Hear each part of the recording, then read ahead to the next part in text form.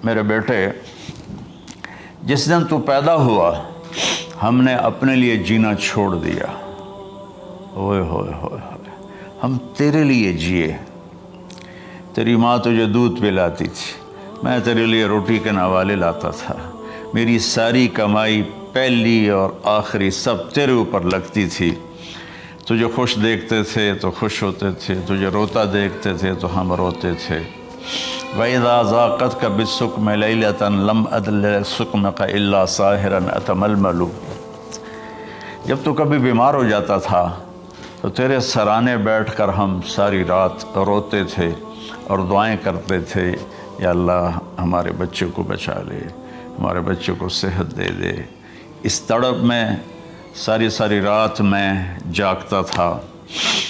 تیرے لیے میں نے اپنا سب کچھ لگا دیا، اپنے لیے جینا چھوڑ دیا، اپنی خواہشات کو دبایا، تیری ہر خواہش کو پورا کیا۔ تجھے مسکرانے کے لیے، تجھے ہنسانے کے لیے میں دھکے دھوڑے کھاتا رہا، کبھی گرمی لو کی جھلسا دینے والی ریت اور کبھی سردی کے سرد ہوا کے تھپیڑے، لیکن میں ان دونوں سے گزرتا ہوا تجھے پالنے کی خاطر اپنے آپ کو کھپاتا رہا۔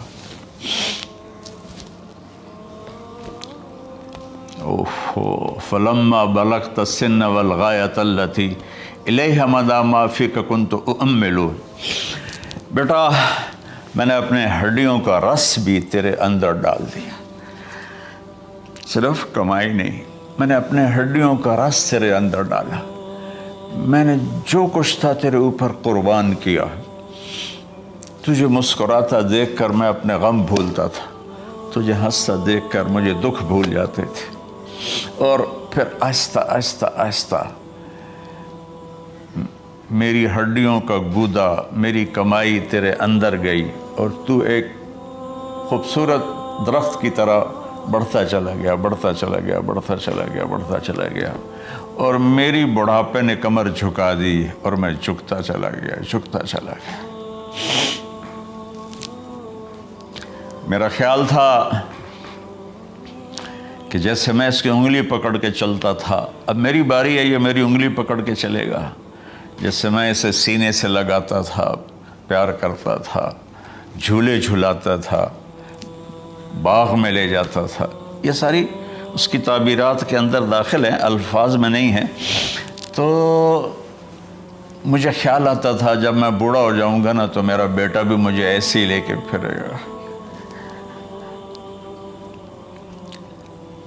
میرا بیٹا بھی میری سنے گا۔ یہ 100 دفعہ پوچھتا تھا یہ کیا ہے، اور میں ہر دفعہ جواب دیتا تھا یہ ہے۔ تو اب میں بوڑھاپے میں اس سے بات کروں گا، یہ میری بات سنے گا۔ میں اس کو نوالے کھلاتا تھا، یہ مجھے روٹی کھلائے گا۔ میں اس کا انگلی پکڑ کے چلتا تھا، یہ میرا ہاتھ پکڑ کے چلے گا۔ میری کمر بڑھاپے نے جھکا دی اور میں ایک خشک پیڑ کی طرح ہو گیا، اور جوانی نے تیری کمر کو سیدھا کیا اور تو ایک تر و تازہ درخت بن گیا۔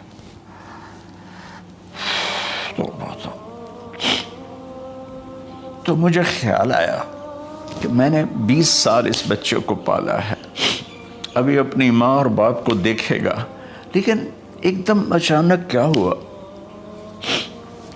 فلما بلغت السن والغایۃ التی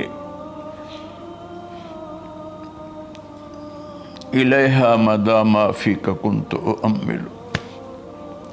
جب تو اس عمر کو پہنچا جس میں ہماری امیدیں تیرے ساتھ لگ گئیں، ہمیں بڑھاپے نے بے آسرا کر دیا، اور تیری جوانی نے تجھے ہمت دے دی، تب ہمارا خیال آیا کہ اب یہ ہمارے ساتھ وہی کرے گا جو ہم نے اس کے ساتھ کیا۔ لیکن کیا ہوا؟ جعلت جزائی غلظۃ وفظاظۃ کأنک انت المنعم المتفضل۔ تو اتنا بدتمیز ہوا، تیری زبان چھری بن گئی، تیرا رویہ زہر بن گیا، اور میری ساری زندگی کی محنت کا بدلہ تو نے مجھے نافرمانی سے دیا، بد اخلاقی سے دیا، بدتمیزی سے دیا۔ میں حیرت بھری نظروں سے تجھے دیکھتا رہا اور میں اپنی پچھلی 20 سالہ زندگی کو جھٹلاتا رہا کہ میرے خیال میں اس کا نوکر ہوں اور یہ میرا مالک، میں اس کا باپ نہیں، میں اس کا نوکر ہوں، کیونکہ ماں باپ کے ساتھ ایسا کوئی نہیں کرتا ہے، یہ میرا مالک ہے اور میں اس کا نوکر ہوں، اس لیے مجھے ڈانٹ رہا ہے۔ کتنے بچوں کو میں نے یہ کہتے سنا اپنے باپ کو، تو میرے واسطے آج تک کیتا کی، تو میرے واسطے آج تک بنایا کی، اور جو باپ بے بسی کی تصویر بنا ہوتا تھا وہ شکلیں بھی میرے سامنے ہیں۔ تو کمال کے اشعار، میں سوچ رہا ہوں جو میرا یہ حال ہے 1400 سال بعد کہ میرے آنسو نہیں رک رہے، تو اللہ کے نبی تو زارو قطار روئے تھے، داڑھی آنسوں سے تر ہو گئی تھی۔ کہا بیٹا جب تو نے میری ساری زندگی کی محنتوں کا بدلہ بدتمیزی سے دیا، گالی گلوچ سے دیا، دھکے دے کر باپ کو گھر سے نکال دیتے ہیں، تو بیٹا میں یہ سمجھا کہ تو نے ایک خواب دیکھا تھا، تو نے ایک خواب دیکھا تھا کہ تو باپ ہے اور یہ بیٹا ہے۔ اصل حقیقت یہ ہے کہ یہ مالک ہے اور میں نوکر ہوں۔ پھر آگے کہتا فَلَيْتَكَ إِن لَمْ تَرَ حَقَّ أُبُوَّتِي فَعَلْتَ كَمَا الْجَارُ الْمُجَاوِرُ يَفْعَلُ۔ اچھا چلو بیٹا، تو نے مجھے باپ تو نہ سمجھا، چلو ایک پڑوسی سمجھ لو۔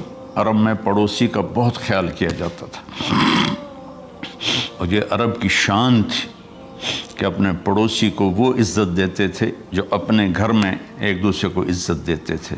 تو اس نے پھر اس کی طرف اشارہ کیا کہ اگر میں تیرا باپ نہیں ہوں، تیرے رویوں کو دیکھ کر تو یہی لگتا ہے کہ میں تیرا نوکر ہوں، تو میرا مالک ہے، تو چلو اتنا تو کر دے جتنا ایک پڑوسی کے ساتھ کرتا ہے۔ فَأَوْلَيْتَنِي حَقَّ الْجِوَارِ وَلَمْ تَكُنْ عَلَيَّ بِمَالٍ دُونَ مَالِكَ تَبْخَلُ۔ تو پڑوسی پر تو عرب خرچ کرتے ہیں، تو بھی تھوڑا سا میرے اوپر خرچ کر دیتا اور تو بخیل نہ بنتا، اور میرے خوابوں کو چکنا چور کر دیا، میری امیدوں پر پانی پھیر دیا، میرے بڑھاپے کو ذلت اور رسوائی میں بدل دیا۔ اچھا میرا پتر جا خوش رہو۔ ماں باپ کہاں بد دعائیں کرتے ہیں؟ تو میرے نبی کی آنکھوں سے آنسو، یہ ساری داڑھی تر ہو گئی، تو آپ نے اس کے بچے کو گریبان سے پکڑا اور جھٹکا دے کر دھکا دے کر دفع ہو جا، انت و مالک لابیک، تو اور تیرا سب کچھ تیرے باپ کا ہے۔ حضرت علی رضی اللہ تعالیٰ عنہ سے کسی نے پوچھا کہ آپ کے بیٹے حسن کیسے بیٹے ہیں؟ کہا حسن میرا وہ بیٹا ہے کہ جب میں چلتا ہوں تو میرے آگے نہیں چلتا، میرے پیچھے چلتا ہے۔ جب کہیں بیٹھنے کا موقع آتا ہے تو یہ پہلے نہیں بیٹھتا، پہلے مجھے بٹھاتا ہے پھر خود بیٹھتا ہے۔ جب کھانے پر بیٹھتے ہیں تو یہ روٹی کی طرف ہاتھ نہیں بڑھاتا جب تک میں نہ بڑھاؤں، یہ سالن کی طرف ہاتھ نہیں بڑھاتا جب تک میں نہ بڑھاؤں۔ میں کمرے میں ہوں تو یہ چھت پہ نہیں چڑھتا کہ میرے باپ کی بے ادبی ہو جائے گی۔ میں حالانکہ چھت پہ چڑھنا ضرورت کے لیے ہوتا ہے، لیکن قربان جائیں اہل بیت کے ایسے ہی اخلاق ہوتے ہیں، آل رسول ایسے ہی ہوتے ہیں۔ میرے عزیزوں نوجوانوں سے کہہ رہا ہوں جن کے والدین زندہ ہیں، ہم تو محروم ہو گئے، وہ قبروں میں چلے گئے، لیکن میں اتنا مصروف رہتا ہوں۔ اب یہ کرونا کی وجہ سے گھر میں بیٹھے ہوئے ہیں، یعنی میری زندگی ایسے پہیے کی طرح گھومی ہے، اور پھر دل کی تکلیف، پھر اس کے ساتھ سر کا درد شدید۔